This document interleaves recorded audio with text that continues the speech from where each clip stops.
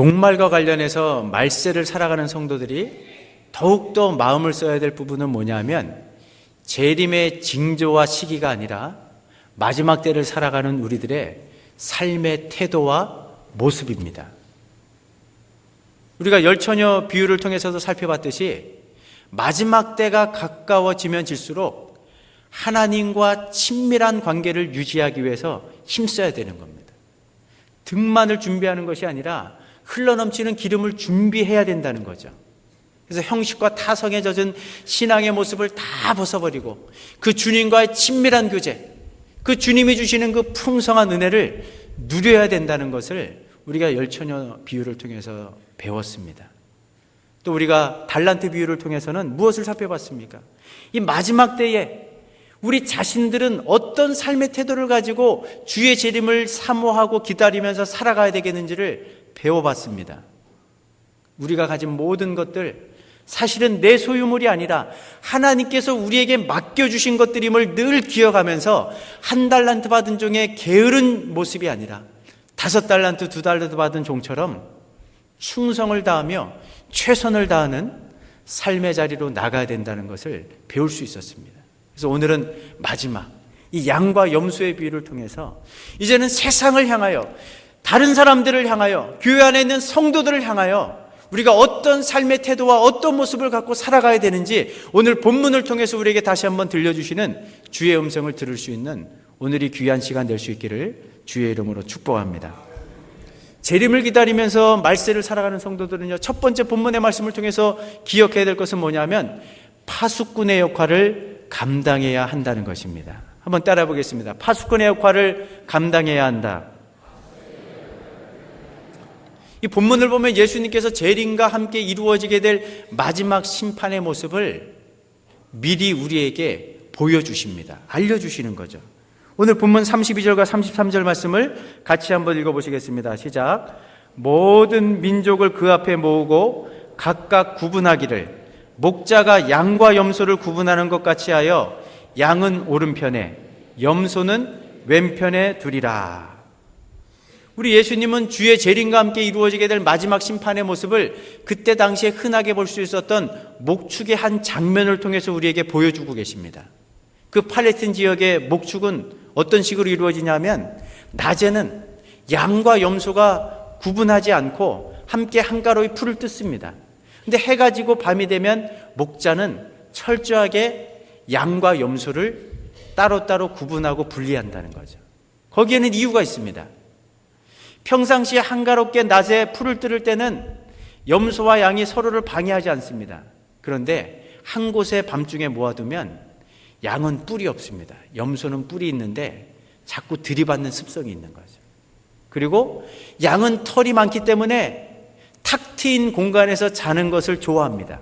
그런데 염소는 털이 없기 때문에 추위를 잘 타서 밀폐된 공간에서 자는 것을 좋아한다는 거죠. 목자들이 이런 동물들의 생리를 너무너무 잘 알고 있으니까 밤만 되면은 한가롭게 풀을 뜯던 양과 염소를 다 불러 모아가지고 양과 염소를 정확하게 구분해가지고 따로 재운다는 겁니다. 마찬가지로 오늘날 이 지구촌에는 수많은 민족들이 함께 뒤섞여 살고 있습니다. 우리 주변에도 예수님을 믿던 믿지 않던 사람들이 함께 살아가고 있다는 거죠. 근데 마지막 심판의 날이 되면 목자가 양과 염소를 철저하게 분리하듯이 하나님께서 오른편에 서야 될 사람과 왼편에 서야 될 사람들을 철저하게 분리하시고 한쪽의 사람들에게는 영생의 삶을, 또 다른 편의 사람들에게는 영벌의 삶을 허락하신다는 겁니다. 그렇습니다. 마지막 심판 때에서 분리는 영원한 분리이기 때문에 일단 분리되고 나면 다시금 돌이킬 수가 없게 됩니다. 한번 우리가 이 세상을 떠나고 죽음이라는 관문을 통해서 이 세상을 떠나게 되면 영원한 세계에 들어간 사람이 두 번 다시 이 현실의 삶으로 돌아올 수 없는 것처럼 마지막 심판 때에 그 영광의 보좌에 앉으신 그 주님으로부터 분리되고 나면 영원히 돌이킬 수 없는 일이 우리에게 벌어진다는 것을 말씀하고 계신다는 거죠. 그렇습니다. 주님은 영적인 추수의 현장이 점점 더 가까워오는데 그 마지막 때가 되면 타작마당에서 알곡을 모아갖고 곡간에 들이지만 쭉정이는 꺼지지 않는 불에 태우실 것이라고 분명히 경고하시면서 우리에게 이렇게 말씀하십니다. 세상 끝에도 이러하리라. 천사들이 와서 의인 중에서 악인을 갈라내어 풀무불에 던져 넣으리니 거기서 울며 이를 갈미 있으리라. 우리 주님이 이 마지막 심판의 장면을 우리에게 미리 알려주시는 이유가 무엇입니까? 마지막 때를 미리 준비하고 대비하라는 그런 교훈이 담겨져 있는 겁니다. 지난주에도 강력한 태풍, 이 볼라벤과 덴빈이 지나갔습니다. 이 두 태풍의 영향으로 남쪽 지역에 많은 피해가 있었습니다. 그래도 약간의 오보는 있었지만 기상청에서 태풍의 종류, 강도가 어떻게 되는지, 예상 진로가 어떻게 되는지 실시간으로 보도해 줬기 때문에 그나마 피해를 줄일 수 있었습니다. 그런데 이 두 번의 태풍으로 말미암아 안타깝게도 그 태풍의 피해, 그것을 지나가지 못하고 죽음을 맞이한 분들이 있습니다. 그분들 가운데는 이 태풍의 이 경보를 숙지하지 못하거나 또 가볍게 여겼다가 화를 당한 분들도 포함되어 있다는 기사를 제가 읽어본 적이 있습니다. 그렇습니다. 성경은 계속해서 주의 재림과 함께 이루어지게 될 마지막 심판에 대해서 우리에게 너무나 분명하게, 너무나 반복적으로 교훈해주고 있다는 거죠. 그런데 오늘 우리 주변에 있는 분들을 살펴보면 어떻습니까? 이 계속되는 경고방송에도 불구하고 성경에서 말씀하고 있는 이 종말, 주의 재림과 함께 벌어지게 될 마지막 심판, 이것을 아예 알지도 못하거나 대수롭지 않게 여기며 무시하고 살아가는 사람들이 우리 주변에 많이 있다는 겁니다. 이렇게 눈에 보여지는 세상이 전부인 줄만 알고 살아가는 그 세상 사람들을 향하여 우리가 해야 할 일이 무엇입니까? 우리는 그들과 아무런 관련이 없나요? 아닙니다.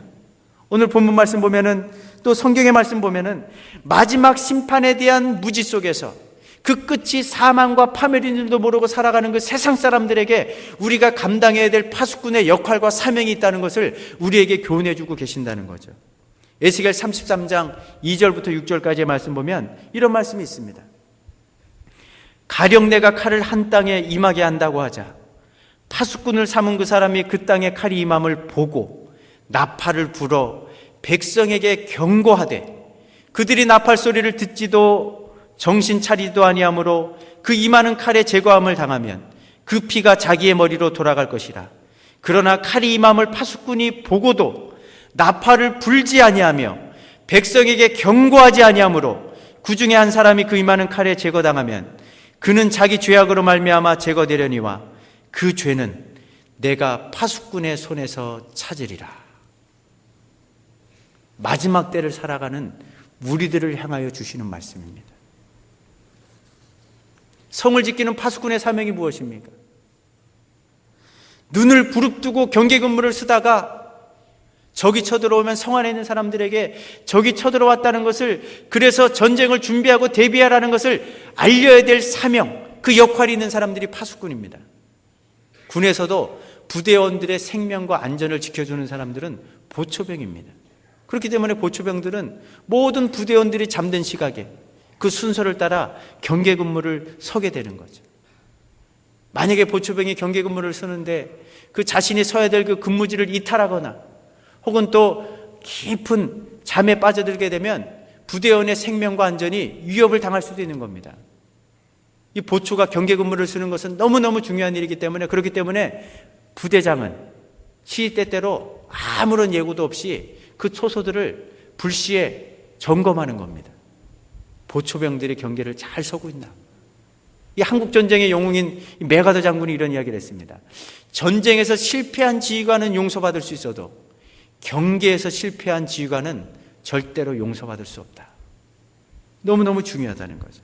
하나님께서 에스겔을 부르시면서 말씀하셨습니다. 내가 너를 이스라엘 족속의 파수꾼으로 세웠으니 너는 내 입의 말을 듣고 나를 대신하여 그들을 깨우치라고 말씀하고 계십니다. 그 하나님께서 말세를 살아가고 있는 우리들을 향해서 주의 재림과 함께 마지막 심판의 날이 다가오고 있다는 사실을 세상 사람들에게 부지런히 알리고 이 사실을 공지하면서 일깨워줘야 된다고 파수꾼의 사명을 우리에게 주지해주고 계신다는 사실입니다. 이 시간 우리의 모습을 한번 점검해 보시기 바랍니다. 우리 주변에 많은 사람들이 마지막 심판의 날이 다가올 있음을 알지도 못한 채 이 세상이 전부인 양 세상의 즐거운 쾌락에 흠뻑 빠져갖고 그 끝이 사망이고 파멸인지도 모르고 달려가는 사람들이 우리 주변에 곁에 살고 있음에도 불구하고 그들을 그냥 방치해 두고 있지는 않은지 우리의 모습을 점검해 볼 필요가 있다는 겁니다. 주님께서 우리에게 왜 먼저 주의 재림과 함께 벌어지게 될 이 마지막 심판, 이 심판이 어떻게 행해지게 되는지 너무나 분명하게 우리에게 먼저 알려주시는 이유가 무엇입니까? 이 사실을 우리는 이미 알고 있습니다. 이 사실을 먼저 우리에게 알려주시는 그 주님의 마음, 그 주님의 의도가 무엇인지를 잘 헤아리셔가지고 이 마지막 때에 우리 주변에 아직도 그날을 준비하지 못하고 이 세상이 전부인 줄만 알고 살아가는 그 불쌍한 영혼들을 흔들어 깨울 수 있는 이 시대의 파수꾼의 사명을 잘 감당할 수 있는 우리 모든 성도님들 될 수 있기를 주의 이름으로 축복합니다. 이것이 본문을 통해서 우리에게 주시는 첫 번째 교훈의 말씀입니다. 주님이 다시금 이 땅에 오시는 그날, 마지막 심판을 통해서 영생과 영벌의 자리로 분명하게 나뉘어지게 될 텐데 이 사실을 알지 못한 채 이 세상의 즐거움에만 흠뻑 빠져서 그 끝이 파멸이고 영원한 저주인 줄도 모르고 살아가는 그 불쌍한 영혼들에게 이미 알고 있는 우리들이 이 시대의 파수꾼이 되어서 그들에게 경고방송을 해대고 또 알리고 외치는 가운데 그 한 사람 한 사람을 깨우는 파수꾼의 사명과 역할을 감당하라는 이 주님의 말씀, 이 음성이 우리 마음속 깊이 새겨질 수 있는 이 귀한 시간 될 수 있기를 다시 한번 주의 이름으로 축복합니다. 두 번째로 본문을 통해서 우리에게 주시는 교훈의 말씀은 뭐냐면요, 적극적으로 사랑을 실천해야 된다는 겁니다. 한번 따라해 보겠습니다. 적극적으로 사랑을 실천해야 한다. 마지막 심판날에 양과 염소의 분리 기준이 무엇인지 아십니까? 오늘 영광의 보좌에 앉으신 그 예수님께서 오른편에 있는 사람들과 왼편에 있는 사람들에게 하신 말씀을 보면 무엇이 분리 기준인지 알 수 있습니다. 영광의 보좌에 앉으신 그 주님은 양편에 있는 사람들에게 다음에 몇 가지를 했느냐 하지 않았느냐 이것을 분리의 기준으로 삼고 있다는 것을 확인할 수 있습니다. 오늘 성경 말씀 보면 주님이 말씀하십니다. 주님이 주릴 때에 오른편에 있는 사람들은 먹을 것을 주었지만 왼편에 있는 사람은 먹을 것을 주지 않았다는 거죠. 우리 주님이 목마를 때 한편에 있는 사람들은 마시게 하였지만 또 다른 편에 있는 사람들은 마시게 하지 않았다는 겁니다. 우리 주님이 나그네 되었을 때에 오른편에 있는 사람들은 그 주님을 영접했습니다. 그러나 왼편에 있는 사람들은 그 주님을 영접하지 않았습니다. 우리 주님이 벗었을 때에 오른편에 있는 사람들은 옷으로 입혔습니다. 그러나 왼편에 있는 사람들은 옷 입히지 않았다는 거죠. 우리 주님이 병들었을 때 오른편에 있는 사람들은 돌봐주었습니다. 왼편에 있는 사람들은 돌보지 않았다는 거죠. 우리 주님이 옥에 갇혔을 때에 오른편에 있는 사람들은 와서 보았지만 왼편에 있는 사람들은 돌아보지 않았다는 겁니다. 마지막 심판 때 양과 염소의 분리의 기준은 이렇게 자비를, 선을 베풀었느냐 베풀지 않았느냐가 기준이 되는 것을 볼 수 있습니다. 오늘 본문을 가만히 들여다보십시오. 왼편에 있는 사람들이 영벌에 처해진 것은 우리보다 더 악한 일을 행해서가 아닙니다. 하나님께서 끊임없이 말씀하고 교훈하시는 적극적인 선을 행하지 않았기 때문에 영벌에 처해진다는 사실을 주목해야 된다는 거죠. 그들은 살인한 자들이 아닙니다. 폭력을 휘두르며 강도짓을 저지른 사람들이 아닙니다. 마땅히 지탄받아 마땅한 그런 끔찍한 범죄를 저지른 사람들이 아니라는 거죠. 다만 소외된 사람, 고통 가운데 신음하는 자들을 돌아보지 않은 것 때문에 영벌을 받게 된 것을 본문이 말씀해 주고 있는 겁니다. 사람들은요, 흔히 너 그렇게 살다간 지옥에 들어간다 이렇게 얘기를 하면 우리에게 반문합니다. 내가 뭐 살인이라도 했습니까? 내가 폭력을 휘두르면서 강도짓이라도 했습니까? 내가 무슨 잘못을 했길래 내가 지옥에 들어간다고 말씀하는 겁니까? 그러면서 이야기하는 거죠. 내가 특별히 잘한 것은 없지만 특별히 잘못한 것도 없기 때문에 천국에는 못 들어가겠지만 지옥에 들어갈 그런 끔찍한 범죄는 저지르지 않았다. 그런 생각, 그런 사고방식을 갖고 세상 사람들이 살아가고 있다는 겁니다. 근데 오늘 본문 보면 얼핏 생각하면은 무슨 큰 악을 저지른 것도 아닌데 다만 적극적으로 하라고 하는 그 명령에 순종하지 않은 것 때문에 영벌에 처해진다면 이 영광의 보좌에 앉으신 그 주님의 심판이 너무 엄한 것은 아닌가, 너무 좀 부당한 것은 아닌가, 이렇게 생각할지도 모르겠습니다. 그러나 한번 생각해 보십시오. 우리 주님이 이 땅에 오셔서 우리에게 끊임없이 주신 교훈의 말씀이 무엇입니까? 하지 말라는 그 소극적인 차원의 교훈보다는 이것을 행해야 된다 라는 적극적 차원의 교훈이 훨씬 더 많은 것을 성경을 보면 확인할 수 있습니다. 우리 예수님께서 이 땅에 오셔갖고 구약의 모든 율법을 딱 두 가지로 요약해 주셨습니다. 위로는 하늘에 계신 하나님을 사랑해야 된다, 아래로는 내 이웃을 내 몸과 같이 사랑해야 된다라고 말씀해 주셨습니다. 세 계명을 너희에게 주노니 내가 너희를 사랑하고 같이 너희도 서로 사랑하라. 이렇게 주님께서 끊임없이 우리에게 교훈해 주셨던 이 적극적인 사랑의 실천을 하지 않은 것 때문에 왼쪽 편에 있는 사람들이 영원한 형벌을 받게 되었다고 본문은 교훈해 주고 있다는 겁니다. 이 시간에 그렇기 때문에 우리 자신에게 질문해 봐야 됩니다. 내가 무슨 죄를 지었는가? 내가 하지 말아야 할 것들을 한 일은 무엇인가? 그런 질문을 던질 것이 아니라 주님이 적극적으로 하라고 말씀하셨는데 내가 행하지 못한 것은 무엇인가?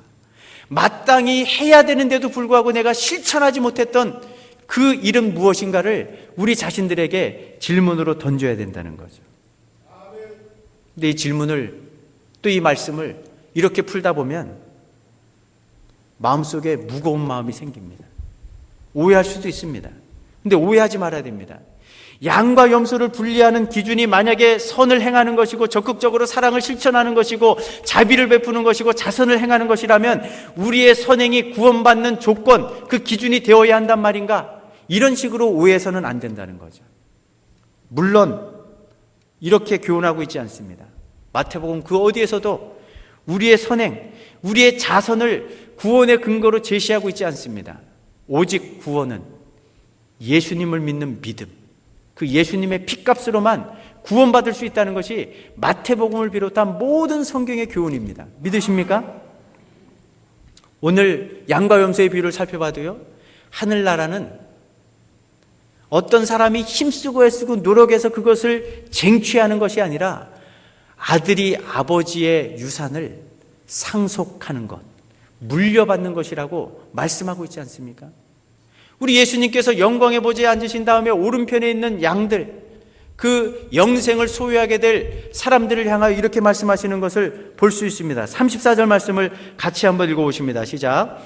내 아버지께 복을 받은 자들이여, 나와 창세로부터 너희를 위하여 예비된 나라를 상속하라. 이 말씀 보면요, 하나님을 어떻게 부르고 있습니까? 아버지라고 부르고 있는 겁니다. 이미 아버지와 아들의 관계가 전제되어 있는 거죠. 그리고 복받은 자들이여, 이것을 헬라어 원문으로 보면 완료형 수동태가 쓰이고 있습니다. 이미 복을 받았다는 거죠. 어떤 복을 받았냐 하면 창세로부터 예비된 나라, 하나님께서 우리에게 주시는 그 천국, 영생은 하늘에 계신 하나님께서 이 땅에 사는 자녀들이 어떻게 선을 베풀며 적극적으로 사랑을 실천하며 사는지 이렇게 면밀히 관찰하셨다가 그렇게 적극적으로 선을 행하는 사람들만 선별해가지고 영생의 나라, 천국, 이 선물로 주시는 것이 아니라는 겁니다. 이미 이 세상 만물이 창조되기도 전에, 우리가 어떤 일들을 행하기도 이전에 당신의 사랑하는 자녀를 위해 미리 준비되고 예비된 것이라고 말씀하고 있지 않습니까? 그래서 우리는 그 예비된 나라를 힘쓰고 애써갖고 쟁취하는 것이 아니라 하나님 아버지가 당신의 사랑하는 자녀들을 위해 준비해 놓은 그 하늘나라, 천국, 영생을 어떻게 하라는 겁니까? 상속받아라. 선물로 받으라는 겁니다.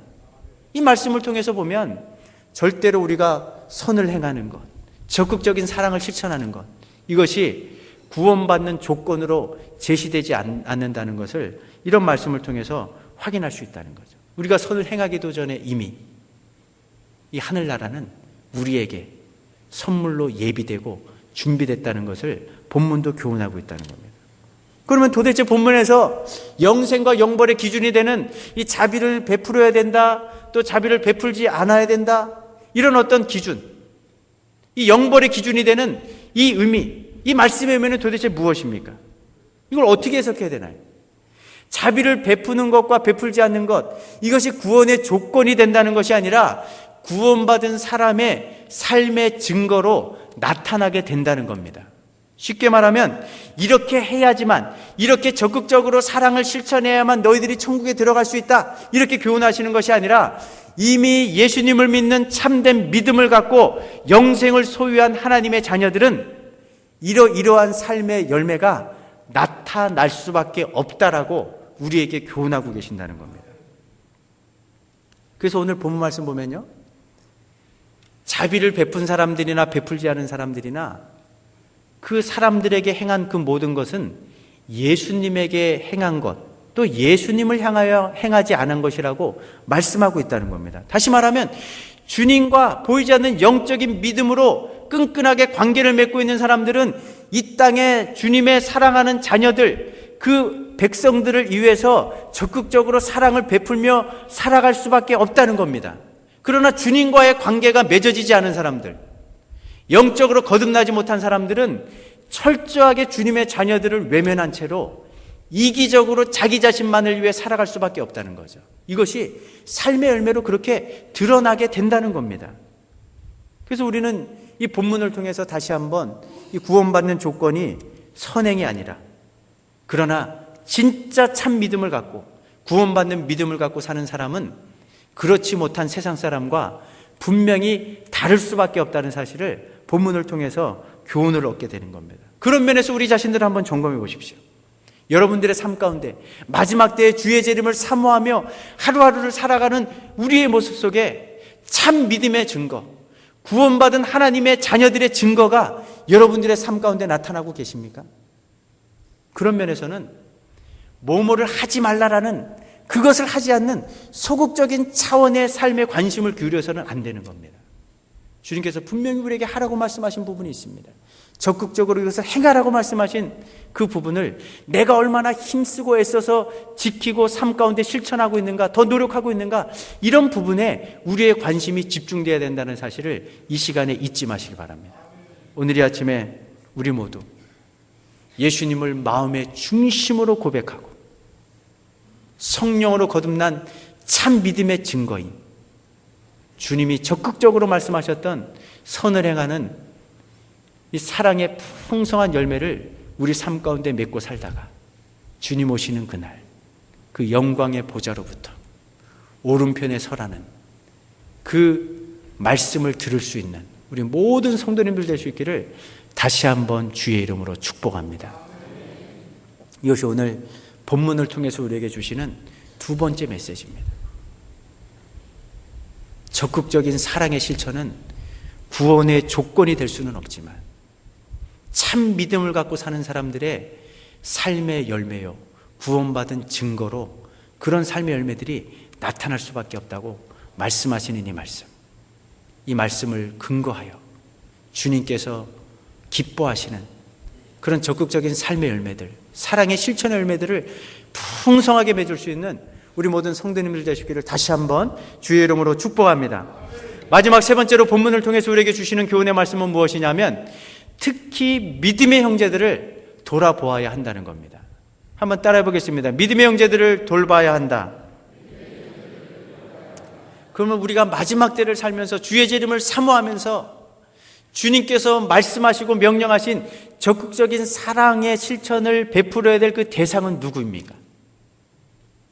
먼저 넓은 의미에서는 예수님을 믿든 믿지 않든 우리가 만날 수 있는 우리 주변에 있는 수많은 사람들 가운데 굶주리고 헐벗은 사람이 있다면, 마음속에 큰 고통과 또 신음소리를 갖고 살아가는 사람들이 있다면, 그 세상에서 버려지고 소외되고 어려움을 당하는 그 모든 사람들, 우리가 적극적인 사랑을 베풀어야 될 대상입니다. 그래서 우리 교회도 믿든 안 믿든 상관없이 노숙자들을 끊임없이 섬기지 않습니까? 예마 사역을 통해서 이 연무동 지역의 어려운 분들, 꼭 우리 교인들 아니더라도 독거노인들, 그들을 찾아가서 말벗이 되고 또 목욕 봉사를 해주고 반찬을 날라다 주면서 할 수만 있으면 더 만들을 품으려고 섬김의 자리로 지금 나아가고 있다는 거죠.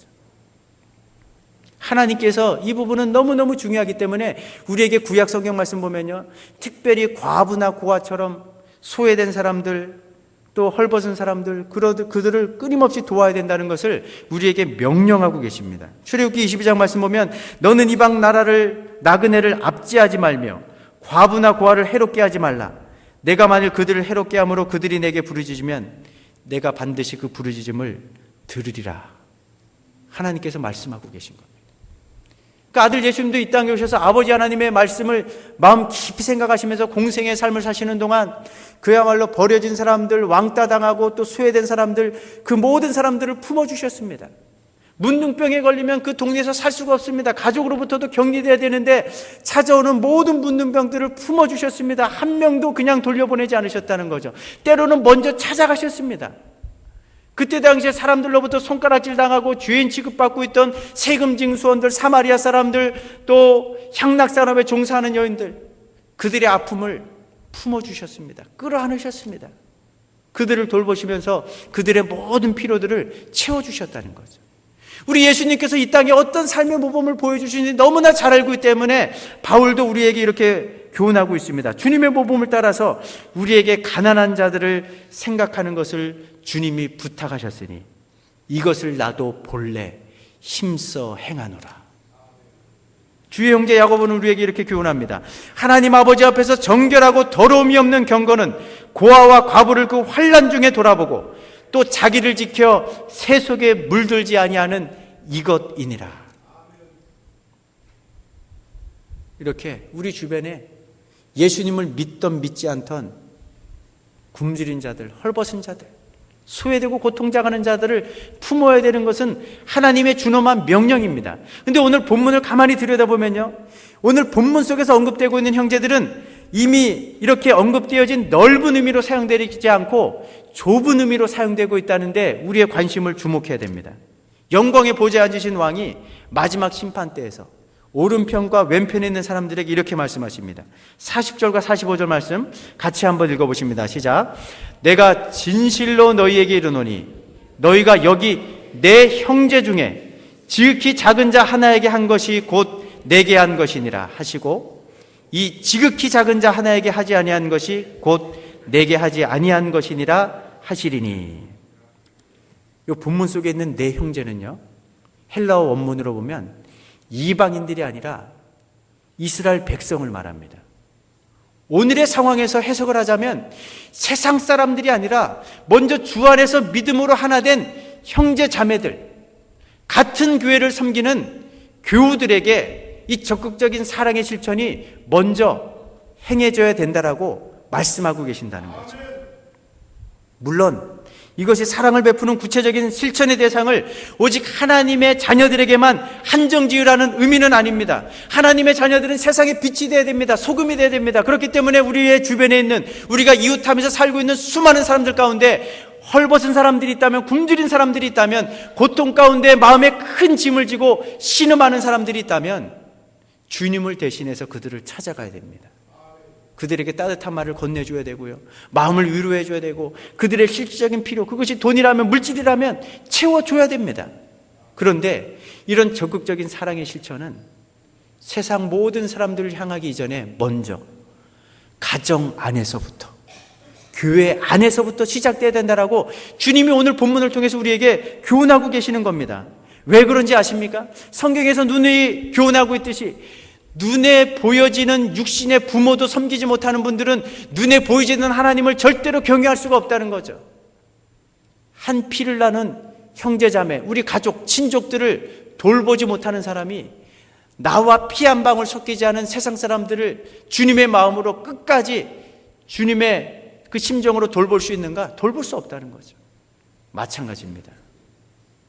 주 안에서 예수님을 믿는 믿음 안에서 영적으로 하나 된 가족, 같은 교회를 섬기는 성도들을 돌봐주지 못하는 그 사람은 아무런 나와 상관이 없는 세상 사람들, 영적으로 죽어 있는 사람들을 주님의 마음으로 결단코 돌봐줄 수 없다는 겁니다. 이건 말이 안 된다는 거죠.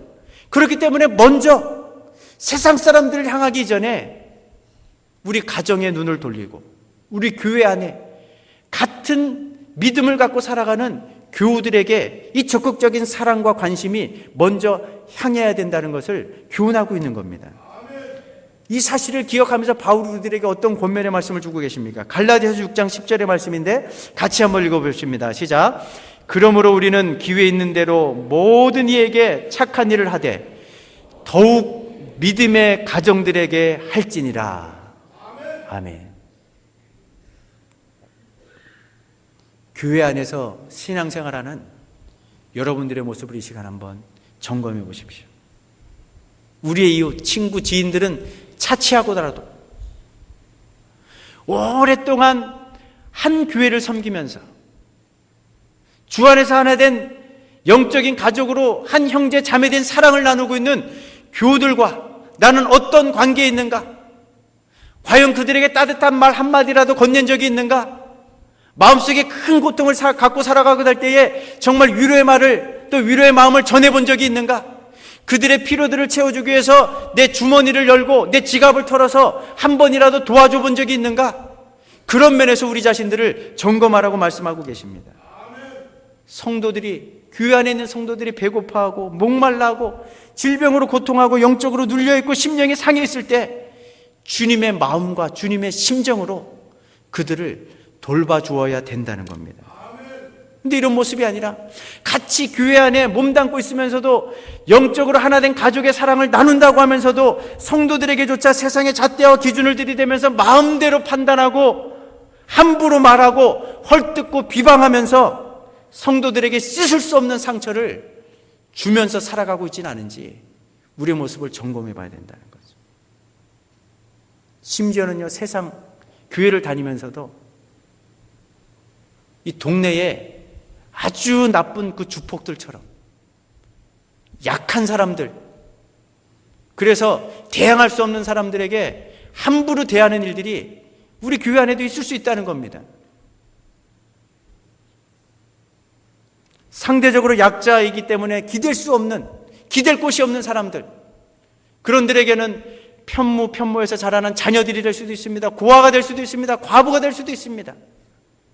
그런 사람들을 어떻게 대해왔는지 생각해 보십시오. 점검해 보십시오. 요즘 신문지상에 나타나는 그 우리나라의 음주 문화의 그 여러 가지 실태들을 보면요, 동네의 주폭들이 술 취한 상태에서도 자기에게 해코지할 대상들을, 자기가 해코지할 대상들을 연약한 여성들 혹은 또 아이들, 만만한 사람들만 찾아갖고 술김에 화풀이를 한다는 겁니다. 얼마나 나쁜 사람들입니까? 그런 모습이 우리 교회 안에서도 일어날 수 있다는 거죠. 주님이 경고하시는 겁니다. 저 멀리 나와 아무런 상관도 없는 세상을 향하기 전에 너희들이 한 형제 자매라고 고백하고 오랫동안 48년 동안이나 함께 교제했던 이 교회 안의 성도들을 어떤 마음가짐을 갖고 대하고 있는지, 어떤 말들을 하면서 어떤 사랑의 실천을 하고 있는지 이 시간 점검하라고 우리에게 도전하고 계시는 겁니다. 그러면서 말씀하십니다. 한 교회 안에 있는 성도들에게 우리가 행했던 모든 말들, 그 마음들, 우리의 행동들, 그것을 영생과 영벌의 기준으로 삼으시겠다고 말씀하고 계신다는 거죠. 예수님이 말씀하십니다. 그렇기 때문에 한 사람 한 사람 그 교우들에게 한 행동은 바로 나에게 한 일이다. 주님 말씀하시는 것이 않습니다. 사실은요, 양편에 있는 사람들은 자기도 모르게 그런 일들을 했습니다. 내가 언제 그런 일을 했습니까? 내가 언제 그런 일을 하지 않았습니까? 주님께 반문하는데 주님은 말씀하십니다. 주의 이름으로 지극히 작은 소자 한 사람에게 냉수 한 그릇을 대접했다면 그것이 바로 내게 한 것이고 그 상을 내가 결단코 잊지 않을 것이다. 그 상을 잃어버리지 않을 것이다. 오늘 이 아침에 하나님께서 주신 이 말씀을 기억하시면서 우리가 적극적인 사랑의 실천을 모든 사람들에게 베풀어야 되겠지만 먼저 우리 교회 안에 있는 주 안에서 하나 된 가족들, 우리 교우들에게 이 마지막 때가 가까우면 볼수록 더 큰 사랑의 실천을 베푸는 자리로 나갈 수 있는 우리 모든 성도님들 될 수 있기를 주의 이름으로 축복합니다. 말씀을 맺겠습니다. 주의 이름을 사모하는 우리들이 세상을 향하여, 다른 사람들을 향하여, 교우들을 향하여 가져야 될 삶의 태도가 무엇입니까? 곧 다가올 주의 재림과 마지막 심판이 있다는 것을 이 시대의 파수꾼이 되어서 부지런히 알리는 자리로 나갈 수 있기를 주의 이름으로 축복합니다. 소극적으로 하지 말 것을 하지 않는 그런 차원에 머무는 것이 아니라 내가 성령으로 거듭난 참 믿음의 증거고 구원받은 하나님의 자녀인 증거로 적극적인 사랑을 베푸는 자리로 나가시기 바랍니다. 이 주님의 사랑을 실천하되 세상 모든 사람들에게 향해야 되겠지만 다른 그 무엇보다도 같은 교회를 섬기는 주 안에서 하나 된 형제 자매들, 우리 교우들에게 이 사랑을 증거하는 그 삶의 열매를 가득 안고 살아가다가 주님 오시는 그날, 그 주님으로부터 오른편에 서라는 그 칭찬과 함께 주님이 마련해 놓으신 그 영생의 나라, 그 하늘나라에서 영생의 즐거움에 참여할 수 있는 그 은혜가 우리 모든 성도들에게 있을 수 있기를 다시 한번 주의 이름으로 축복합니다.